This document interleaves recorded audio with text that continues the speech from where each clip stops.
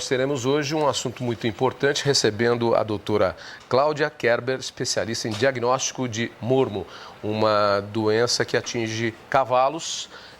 Asininos também ou não? Asininos e muares também. Também em maior intensidade ou não? Os asininos e muares, eles são bem mais sensíveis que os cavalos, o que torna para a gente um problema muito sério, porque os cavalos, por serem mais resistentes, podem se tornar portadores crônicos e manter a doença por mais tempo, difundindo assim para outros animais. Ok, doutora Cláudia. Boa tarde, obrigado pela presença e vamos falar então do mormo. Isso.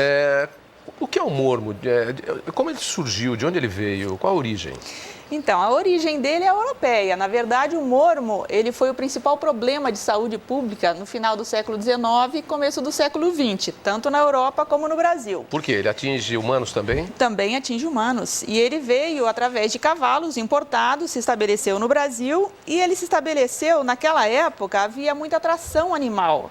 A companhia de bondes, por exemplo, o exército tinha uma grande quantidade de animais confinados e isso favorecia, então, a proliferação da bactéria e favorecia também a infecção em humanos.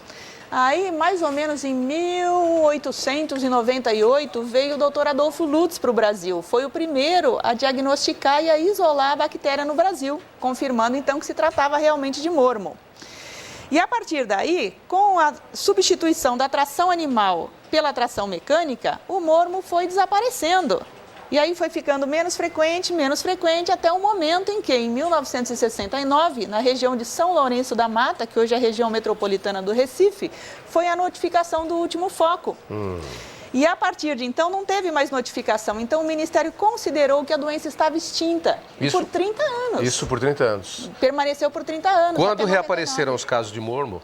Na verdade, eles não reapareceram. E isso é uma dúvida importante, porque eles permaneceram, as pessoas, os veterinários que trabalham na zona da mata nordestina, principalmente Alagoas e Pernambuco, davam conta da morte de 200, 300, 400 animais de uma vez. Qual era a realidade? Então, a questão o mormo sendo considerado extinto, eles achavam que era um garrotilho atípico. Era assim que eles chamavam, ou catarro de burro.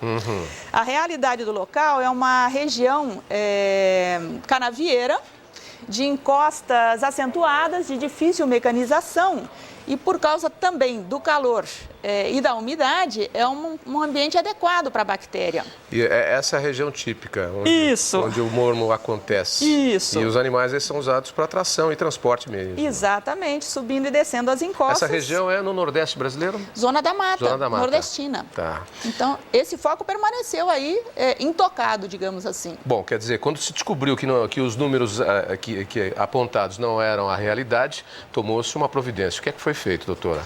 Então, na época da primeira notificação, nessa época mais moderna, digamos assim, isso foi em 1999. Foi notificada a Organização Internacional de Epizootias, o que foi, diante disso, uma série de medidas foram tomadas, principalmente no sentido da restrição do trânsito. Na verdade, o que se queria era localizar bem o foco. Deixar o foco. Houve um problema sério do ponto de vista de transporte internacional de equinos, então o Brasil reagiu propondo para a comunidade internacional, se é que a gente pode falar assim, uma regionalização. Quer dizer, olha, nesse lugar nós temos o mormo. Ou seja, animais daqui ficam restritos aqui, não saem daqui. Onde a indústria equina é mais forte, ou era mais forte, então você não tinha o problema. E isso foi aceito.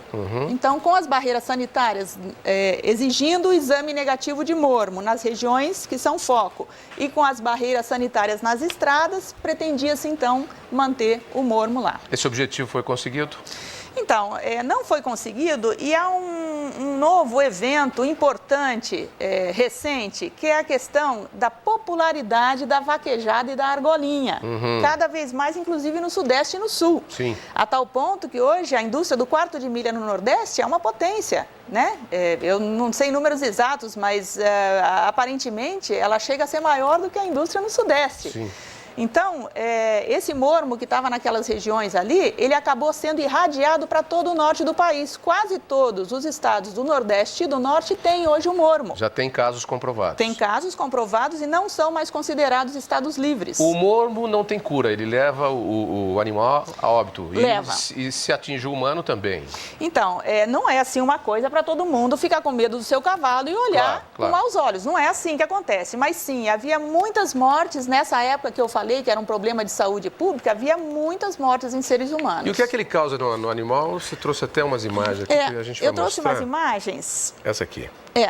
Essa imagem que vocês estão vendo agora é uma imagem de uma úlcera. Essa manifestação, essa forma de manifestação da doença é a manifestação nasal. A bactéria vai formando colônias e vai necrosando o tecido do septo nasal, formando essas úlceras que depois cicatrizam. E elas vão se juntando uma nas outras, formando o que a gente chama de cicatrizes estrelares. E nós, veterinários, dizemos que isso é patognomônico, quer dizer, só acontece no mormo. Uma outra imagem aqui também que nós vamos mostrar. Então, essa é uma outra forma de manifestação da doença, é a manifestação cutânea. A gente pode ver esses nódulos subcutâneos, eles estão debaixo da pele, são bem visíveis e eles podem abrir e estourar também. Todo o material que sai desses nódulos é um material infectante, tome cuidado. E uma outra imagem aqui que também mostra uma ulceração. Então, essa imagem também mostra uma ulceração e você pode ver também diversos nódulos na perna do animal, são onde se localizam os linfonodos e eles vão se juntando uns nos outros, formando o que a gente chama de rosário, né? Vários pontinhos assim seguindo o trajeto aí dos linfonodos. A partir do momento que a bactéria se instala no animal, o óbito chega com quanto tempo? É muito variável. Nos muares e nos asininos, ela pode vir bem rápido, questão de dias, mas os equinos costumam ser mais resistentes, a não ser que sejam submetidos a alguma situação de muito estresse. O animal com mormo pode ser tratado ou ele vai para descarte? Olha, ele não pode, não deve ser tratado e também não vai para descarte. Ele deve ir para o sacrifício imediato. Mesmo. As autoridades sanitárias devem imediatamente ser acionadas por ser um problema de saúde pública e por ser uma zoonose, passa por ser humano e também pelo risco de você ter de alastramento. Então, vai para sacrifício mesmo. Tem que ser não vai para descarte nem para tratamento. Tratamento ele não é indicado porque o animal não vai curar e pode se tornar um portador crônico e manter a doença transmitindo para outros. Quais são as providências que os órgãos de saúde tomam com relação ao mormo? Guias de transporte? Você trouxe um material para a gente mostrar. O que quem tem cavalo tem que fazer para... Olha, gente, isso com o máximo de cuidado. Faz muitos anos, né? Nós estamos nessa batalha aí há muitos anos. Eu fiz um ciclo de palestras em 2002, isso foi em Belo Horizonte, Rio de Janeiro, Pernambuco, São Paulo, Curitiba e Porto Alegre, trazendo especialistas e divulgando esse problema para que as pessoas exijam o exame negativo de mormo para todos os animais que vêm de regiões onde há focos. Hoje o estado de São Paulo é considerado uma região que tem alguns casos, né? Ainda não é considerado uma região foco, mas o que é importante é que se a gente não cuidar do trânsito, se a gente não controlar os animais que entram nas nossas propriedades, o mormo vai entrar, porque ele vem em animais saudáveis, não vem em animal de carroceiro. Depauperado. Não é. É o animal saudável. vem aparentemente sadio.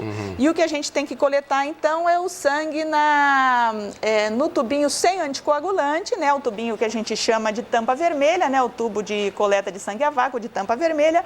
E aí você mandando isso para o laboratório, junto com aquela resenha que foi mostrada agora há pouco, assinada pelo veterinário, o laboratório processa rapidamente. Se der positivo no laboratório, o laboratório notifica as autoridades. Independente disso, se você tem alguma suspeita, o seu animal tem alguma sintomatologia, você notifica as autoridades também. Ok. Quer dizer, em caso de suspeita, faça esse exame e preventivamente também recebendo animais de outras regiões. Sempre exija o exame negativo de mormo da mesma forma como se faz com anemia. É por isso que a anemia infecciosa equina é hoje controlada. É o mesmo caminho. Ok, doutora Cláudia Kerber, muito obrigado pela presença. Deixa um telefone e um endereço eletrônico para quem quiser mais informações. Então, o telefone do Laboratório Paddock, a gente realiza exames de mormo aí há mais de 20 anos. O telefone é 11 de São Paulo, código. Telefone 3031 5543. E você pode também acessar o site do Laboratório Paddock, www.laboratoriopaddock, com 2 Ds e CK no final, .com.br. Muito obrigado, doutora Cláudia Kerber, e até breve.